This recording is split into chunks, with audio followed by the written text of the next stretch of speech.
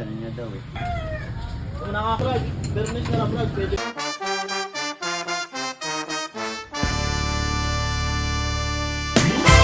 Bumili nga pala ako sa TikTok nitong Big Disc. Mumurahin lang pala tong pinili ko upang subukan kung gaano ito kaganda sa aking motor. At ito, sinimulan na ni Kuyang baklasin ito upang makabit na agad. Madali lang pala itong ikapit, plug and play lang. Ito pala yung stock disc natin, napakaliit. At medyo nahinaan ako sa pagtigil ng preno nito. Isalpak na pala dito ni Kuya itong Big Disc. Makikita nyo naman, napakaganda nitong tignan. King of Drag pala ang pangalan ng brand ng Big Disc na ito. Hindi ito kamahalan, kaya affordable ito sa lahat. Napakabilis nga pala nitong ikabit. Ayan, nakikita nyo, plug and play lang talaga ito. Kala ko nga kailangan pa mag-bleed ni Kuya at magpanibagong brake fluid. At ayan na, naikabit na ni Kuya at susubukan ko na ito kung gumagana ito talaga ng mabuti. Ito, sinimulan ko na itong patakbuhin ng marahan at dahan-dahan. At medyo pinipitik-pitik ko ang preno dito upang subukan ka talaga kung gaano kaganda ang ka-fit ng Big Disc na ito. Matapos ang ilang minutong pag-test drive, masasabi kong grabe ang pinagbago nito at pinaka-aggressive na pagtigil ng takbo ng motor. Kaya sa mga gusto mag-order, click the link below.